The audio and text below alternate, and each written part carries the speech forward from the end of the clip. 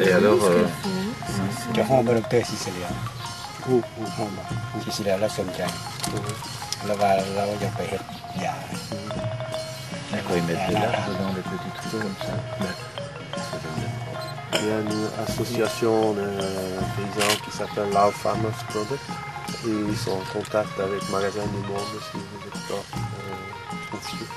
Et le docteur Cisalio, qui est le président, il a intéressé à commercialiser le propolis ici. À faire un autre terrain quand on ne le sait pas. Ouais. Quand même aussi. Il doit y avoir communication.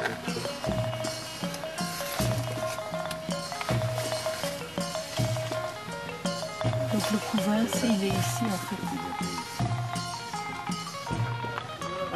ตัวนั้นมันอยู่ให้เราให้ทุกคนต้อง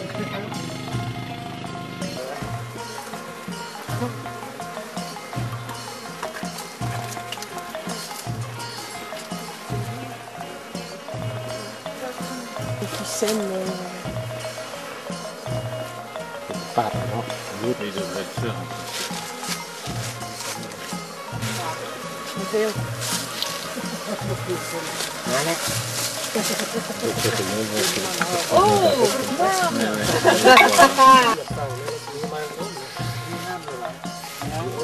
Les met nang tamada bomi bo.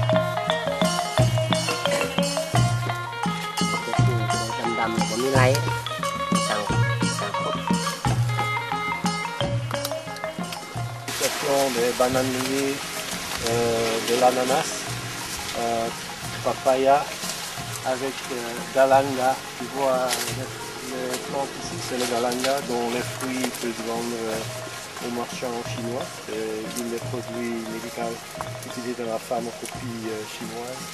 Il y a le cassava ici, il y a la canne à sucre. Donc sur un tout petit endroit, il y a déjà 5-6 différentes cultures qui donnent soit à manger, soit le revenu pour le paysan. Et l'idée c'est qu'au début il y a la culture durée courte qui donne le revenu.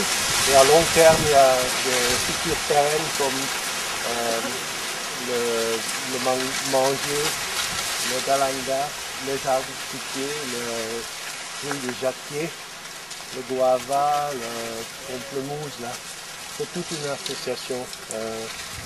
Aussi des produits forestiers, comme ces deux arbres là, ça donne un haricot très très long qu'on peut vendre et manger comme légumes, ça donne aussi un bon revenu. C'est quoi qui pousse le long de cet arbre? C'est le fruit de dragon, je ne sais pas en anglais, en français. En anglais on dit dragon eye fruit. C'est l'œil du dragon. Oui, oui. Et c'est un parasite de cet arbre? Ou bien c'est cet arbre? Ça utilise l'arbre comme support, c'est tout. Oui. Ici il y en a aussi. L'arbre que tu as attaqué. C'est un système où il y a le moindre de risque avec une meilleure utilisation de la lumière, de la terre, de l'eau. Et ici, c'est un système où le paysan il peut trouver presque tous les jours quelque chose à ramasser à la maison. Et l'ananas, quand c'est devenu le fruit, qu'on le coupe, l'année d'après, il redonne autre chose. Oui, si on le coupe, il peut encore en donner l'autre année. Et puis à la base, il va y avoir des nouveaux pousses qu'on peut reprendre et repiquer dans l'autre endroit.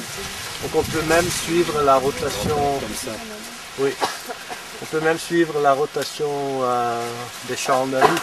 S'il y a un autre champ de riz qui sera jacère normalement, on peut copier ce système-là et encore continuer avec les autres cultures. La même chose pour le bananier. Si la tige principale a donné les fruits, on le coupe et il y a des autres pousses qui reviennent et on peut la replanter. On essaie quand même d'avoir des cultures où les paysans peuvent se débrouiller eux-mêmes sans projet. Parce que maintenant, il n'y a plus de projet ici. Il n'y a aucun appui financier ni conseil technique. On a commencé avec une niche de paysans qui étaient les pionniers de cette technique-là. C'est eux qui maintenant donnent la connaissance et les plantes aux autres qui commencent à copier.